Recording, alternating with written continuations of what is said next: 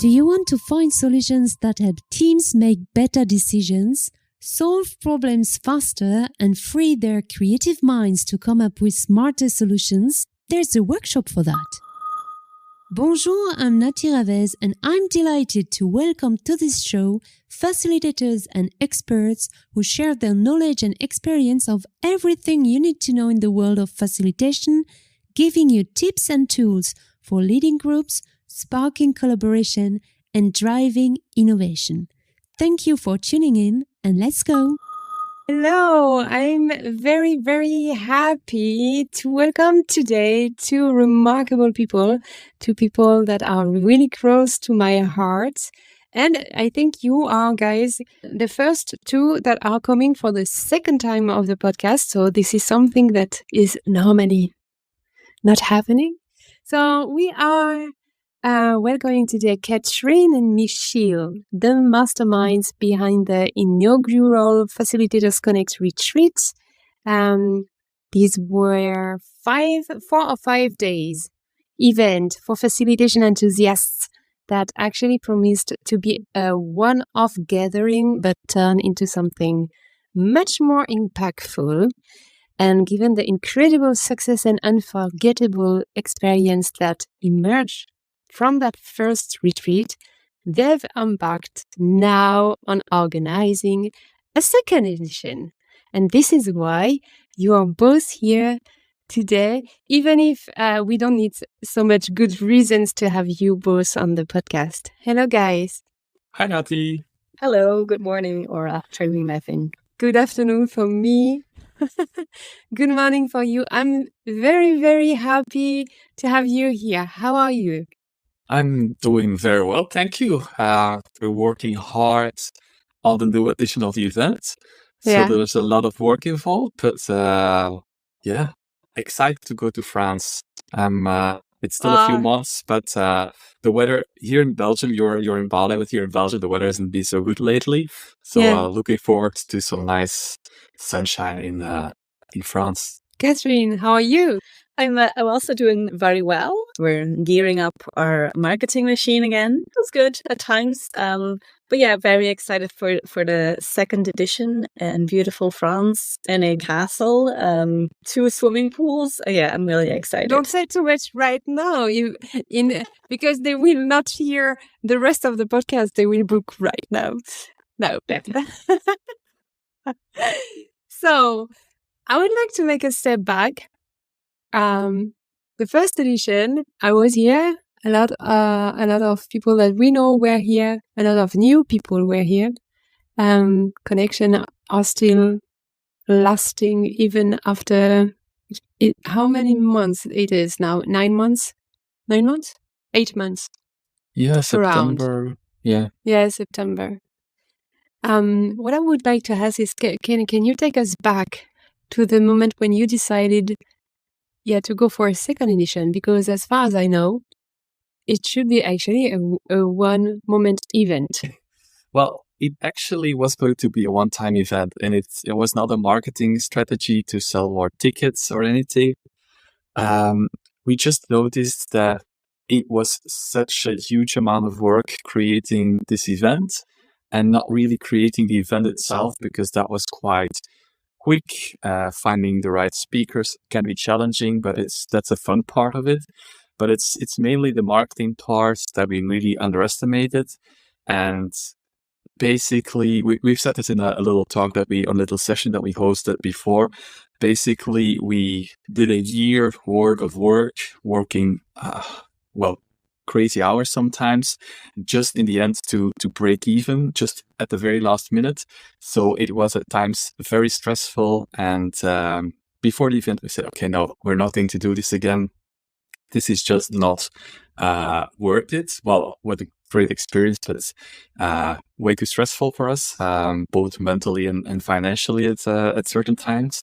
Mm-hmm. And it was actually during the retreat itself, everyone was so positive. The participants liked it, the speakers liked it as well. And it was one of the speakers, Ahmad, who came nudging a little bit at first, like, hey, I see that everyone is very excited about this. Are you considering doing a second edition? We were like, no, way too much work. He said, yeah, but maybe it could be a hobby. And we were like, oh, Matt, sorry to say this, but this would be a very crazy hobby because it's quite stressful. And in the end, we asked participants a little bit more, and everyone was so excited, and basically everyone wanted there to be a new edition. And so we decided, okay, let's consider making a new edition. We're not committing to anything yet, but we wanted to change the approach a little bit. So instead of creating the full event and then trying to sell the tickets, we first looked for people who wanted to commit to the event. And of course, they would pay a commitment fee that would be refundable once more details were announced. And we actually got 25 people to commit upfront by the end of the year, last year. Mm-hmm. And so we moved forward, creating a new edition of the retreat. But it was, as I said before, it was not a marketing strategy. It was going to be a one-time thing. And now it turned into a second edition. I can remember the moment when Amat, at the end of the retreat, you were sitting on my left side in the front. And I can remember you, Katrien, that you were so emotional and there were a lot of tears. I think it was tears of happiness, tears of you were proud about what you did. I mean, I know how much you worked for this. And I think it was tears from your heart that everybody wanted this so much, that something really big happened in that moment because everyone comes up from their seats to go to the front to put their name on the list. How was it? Because there were a lot of ups and downs, Katrien. How was it for you? Yeah, it was very impactful. And even if you talk about it now, I still got tears in my eyes. So it is something very dear to my heart. And it's, I think it's really powerful to see the impact that it had on people and how much they really wanted to have a second edition. And I think that just hit my heart. But you didn't decide in the moment. No, because at one point we were 25,000 euros in debt. And so that's also why we wanted to have committed people up front, just to have some buffer. Yeah, I think it was, at some point, it's normal that you're a little bit in debt at some point when creating an event like this because you have to pay speakers, a venue, etc. But I think the striking thing for us, or the stressing thing for us, was that we were still 25,000 euros in debt 1 month before the actual launch of the event. Yeah. And that was for us also, not a wake-up call, but we sat together at that point in time and we talked about, okay, should we cancel the event? What money would we lose if we cancel the event? Then we estimated, okay, if we cancel it, would be around 10,000 euros that we still lost because of fees that we were not able to get back. In the end, we decided, okay, let's just go for it. Let's just keep on. Sometimes it felt like spamming people to say, hey, do you know about this retreat? It would be something for you. We kept on hopping on calls with people. And in the end, we just managed to break even at the retreat. And now that I'm saying that we're spamming people on LinkedIn, etc., it was super, it was not funny, but it was funny to see after the retreat happened. We were posting some pictures and totally in the beginning was people saying, hey, how did I not know about this retreat? And then we were like, how is it possible that you did not know? We were talking about it for so long. So the financial side is, I think if you create something like this, which is an in-person event, you have to book external speakers, etc., is quite, what can be quite a big risk and can bring on some financial stress indeed. Yeah, and so to come back to your question, Nati, so there were two reasons why we did not decide to have a second edition yet. One was the financial part. So the committed people come in because they bring 1,000 euros in each. So that's where we have our financial buffer. But the other reason was also that we would have 25 people actually all already committed. So which means less marketing.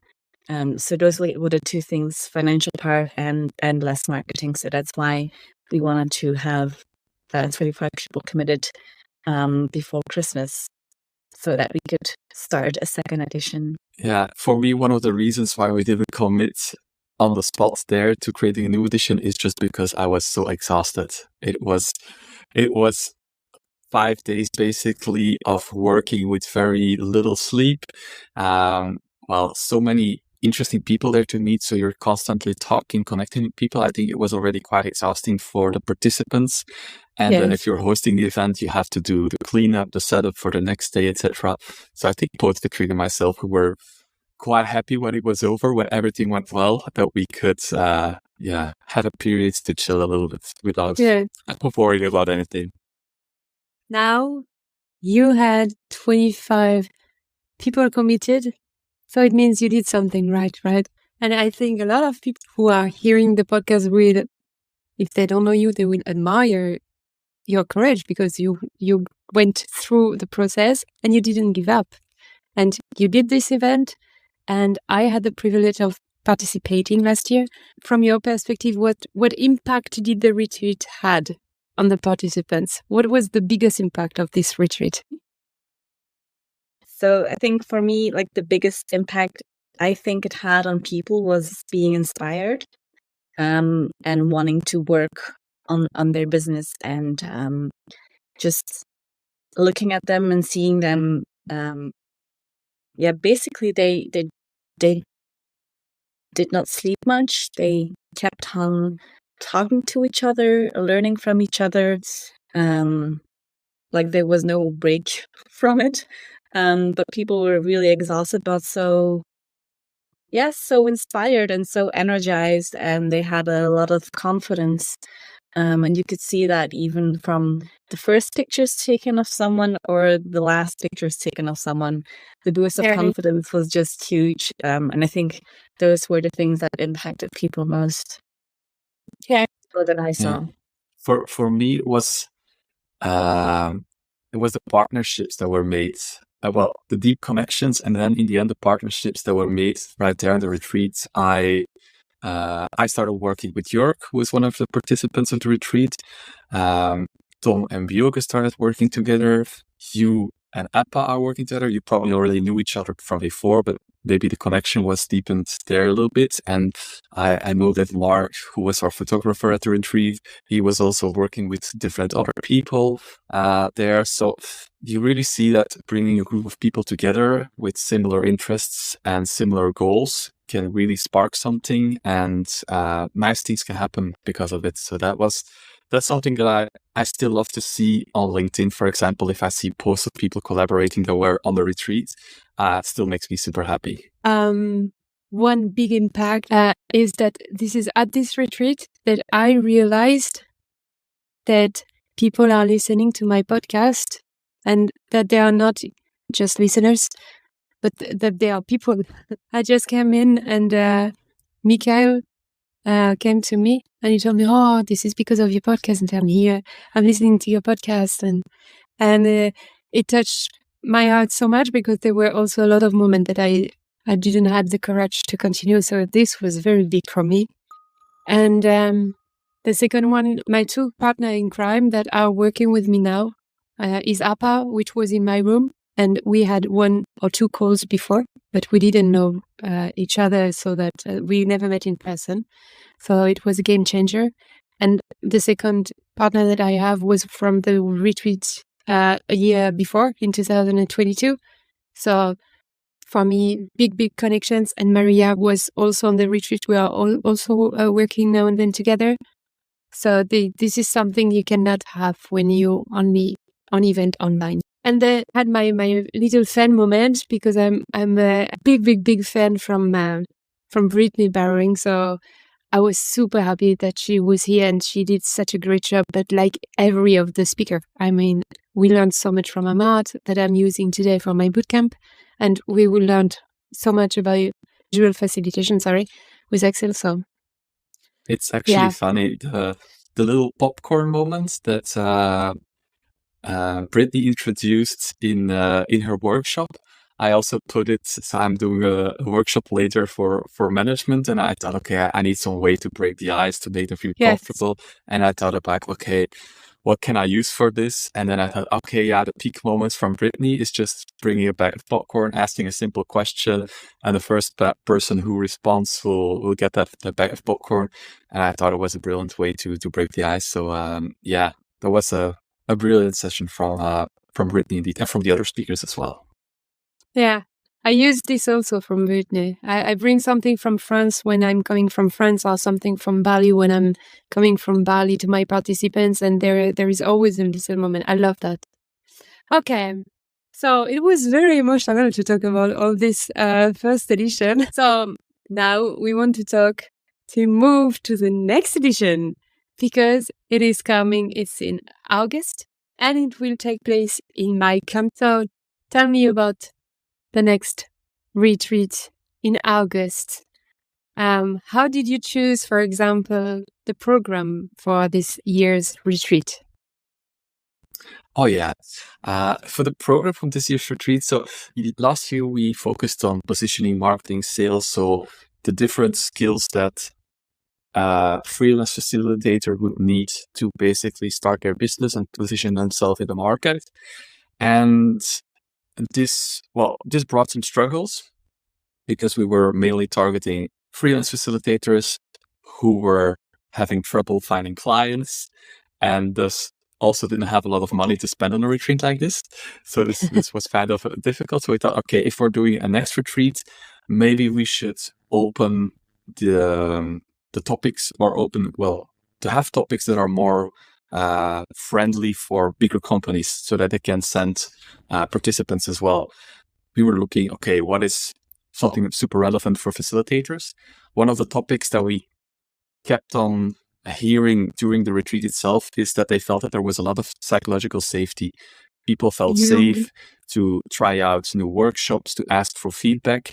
And that's when we started looking, okay, is there someone out there who can actually help us create psychological safety in groups much faster? Because I think if you're able to do that as a facilitator, it can immensely increase the outcome of your workshops. And so that's where we found Annette. And then you might know this, Nati, but I'm a little bit into AI and AI workshops, and I think AI will change a lot over the coming years. And I think there's a big opportunity there for facilitators as well, because AI will bring a lot of change. There will be a lot of resistance to change. And I think as a facilitator, you are in the perfect position to help people overcome that change, and to help management steer in a direction where they can still innovate, still use AI, for example, but they still keep in regard the needs of the people. And using different workshops, I think, are perfect for that. And so our second speaker is Jan, with a lot of experience in change management, in leading this kind of processes. And he's going to teach us basically how we as facilitator can help in the change process. So not become change managers, because that's not what we like to do, but really focus on the workshops in the beginning. And then Katrien, for the last speaker, Miriam, I'll give the word to you, because I know that you're quite a fan of her work as well. And she also has maybe it's competition for you. No, I'm a big fan of Miriam, a big fan.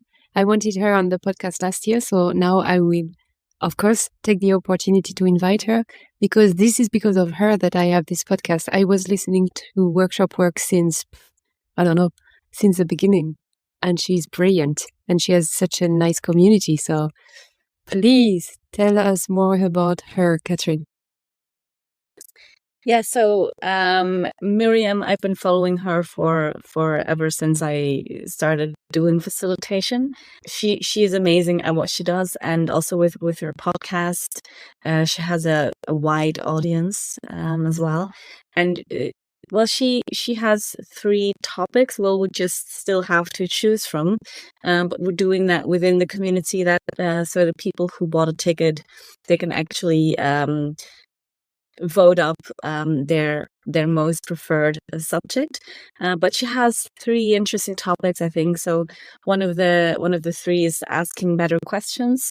And for me, I think I would go for that one because as a facilitator, you really need to know what question you will ask, because otherwise, if you don't ask the right questions, your whole workshop might derail. I've noticed that a couple of times. So that I think that's really important. And then another subject was building a facilitation business. Which I'm also really interested in, which is something that we all struggle with as facilitators. So it would be amazing to see what Miriam's approach is on that exactly. And the third one was leadership and facilitation, which is like close to creating psychological safety. So there was also like a little overlap with that. But we'll see which topic will win. I think they're all very, very interesting. And even if Miriam just only does one, she will be there for a couple of days. So you can have dinner with her, with all the speakers. So you can ask all your questions.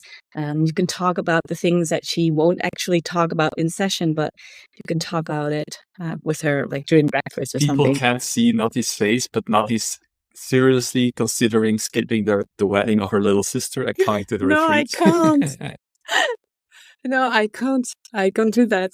But I would go for it. I mean, of course, the other topic, I'm also in AI, so AI design sprint, and I think that AI will have an impact of teams. So what will be the teams of the future? I think the teams of the future will be a mix between AI and people. So we have to help people to transform with this. But I think this is a very, very good topic, even if you are not exactly specified in AI, but to understand what the impact could be. And psychological safety is very the thing that is missing in a lot of company. So I think the program is fantastic. If I would have one reason to go there is first to meet you again in person. But yes, I would really love to meet Miriam. But I think that the podcast will support Facilitators Connect and we will get the speakers on the podcast. And I think this will be my little privilege to have a one-on-one with Miriam on the podcast. Can you arrange this for me? I think we can ask her. She's so happy for you. She's very lovely. Yeah. Nice. So now we talked about the program. But you told this from the very beginning, Katrien. You are going not far away from Bordeaux, in a region which is very green, with a lot of village that exist since 300 of years, with very, very good wine, and in a castle. So can you tell us a little bit more about this? When is it exactly and where? It will be the end of August 28th until September 1st. It will be in the south of France. So it's like flying to Toulouse, and it's like a 2-hour drive from Toulouse up north. Mm-hmm. It's in a little village that I kind of Cassoulet. Like I keep forgetting, but it's really small. It's really picturesque. Yeah, I mean the castle. It has a pretty big land, and the one thing that I find really funny is that together with the castle, it has also just 4 farm animals. So there's like 1 donkey, 1 sheep. That's one thing that I really love. And there's more that I really love. But so we went there in March. Mm-hmm. Just to check everything out, to check all the rooms and the bathrooms and where we will have breakfast. And we were also discussing like where we will have the first dinner or the last dinner, the supper, and it will be around under the trees where we'll have a lot of shade because it will be pretty warm then. But like the castle has really, really thick walls, so the temperature inside should be really, really nice. But it's so castle-like. Like there's like there's like a spiral staircase. Like even the toilets, they're very castle-like, like very king size. Yeah, and like one of the things, like, maybe I should stress is a little bit, like, you see this on pictures, like they're very big beds, like they're king size, queen size beds, like, but they're shared rooms, and but we just managed to put like 2 beds in it.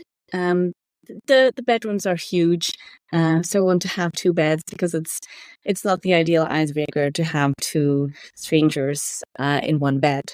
So I just wanted to stress that, because sometimes people think that we will put them in one bed, but that's not the case at all. I just wanted to add another thing.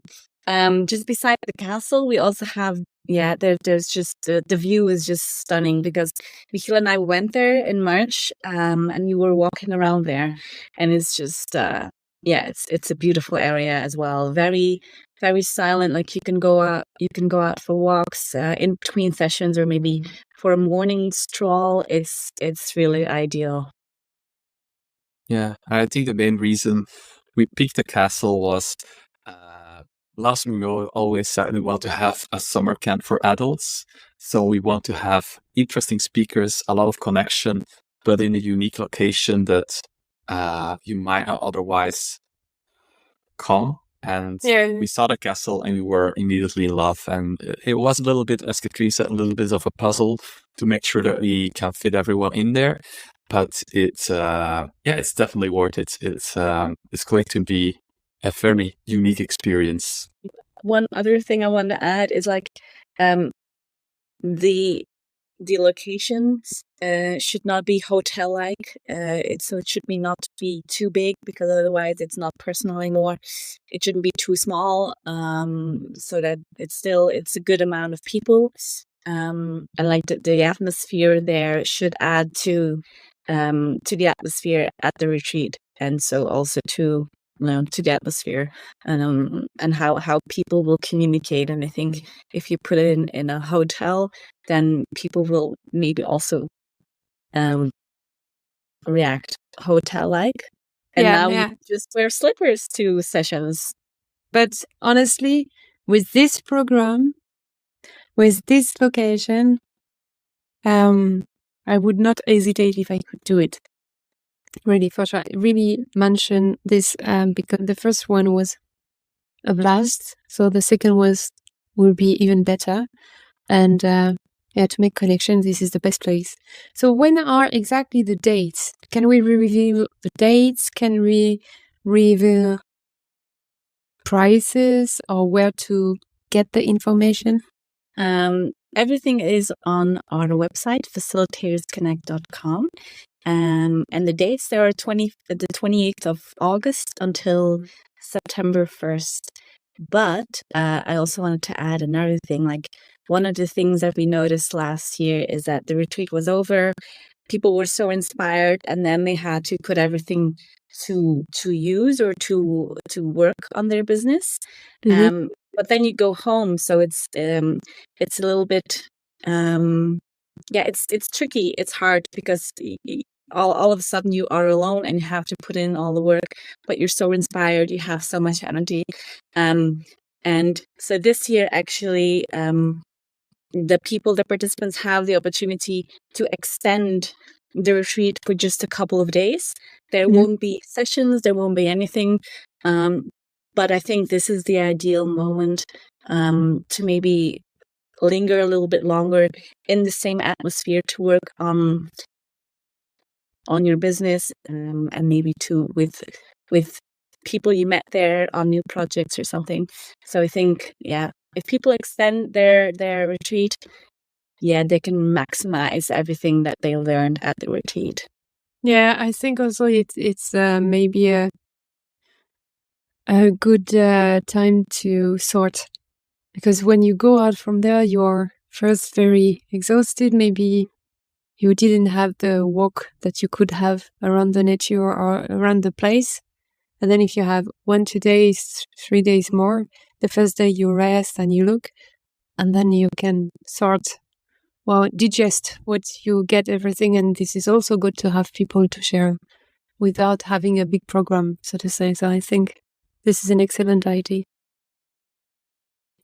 Guys, this is so nice. And because there's a workshop for that. Of course, we have nuggets and goodies for the listeners. We will put discount for special rates coupon to access to the second edition of the Facilitators Connect Retreat, giving you €250 discount of the ticket price. So if you want a ticket, grab your coupon in the show notes. And what can I wish you guys for this second retreat? I think it is. For me, it can be very similar to the first one. Just a bunch of very nice people who are open, who want to talk about their struggles, but also their experiences. And this way we can help each other move forward quicker, basically. And then, of course, what always puts a smile on my face is afterwards, if you see people working together. If we can achieve the same goal this year, for me, it will be the perfect edition. Yeah. Yeah, I couldn't agree more. But I also maybe can add, would be nice if the marketing wouldn't be as deadly as last year. So fingers crossed. Buy all that ticket.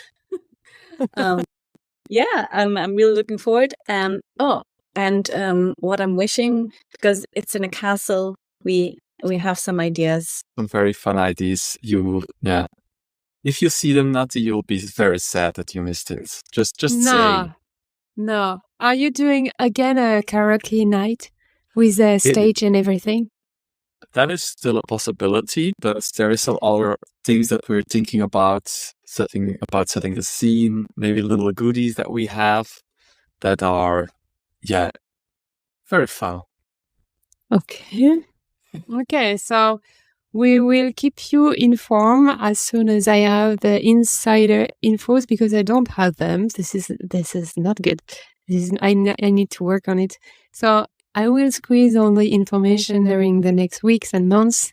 We will invite, if they want to, the speakers to come so that you can learn more about the speakers and feel how it will be at the retreat. Thank you very much, guys. I don't know if I will have you in this podcast again. I wish it from the bottom of my heart, because it would mean that there will maybe be a third edition, even if it's in 2, 3, 4, or 5 years, but that would be nice. Thank you so much. Thank you so much for having us. Bye-bye. Bye, Natalie. Bye-bye. Bye.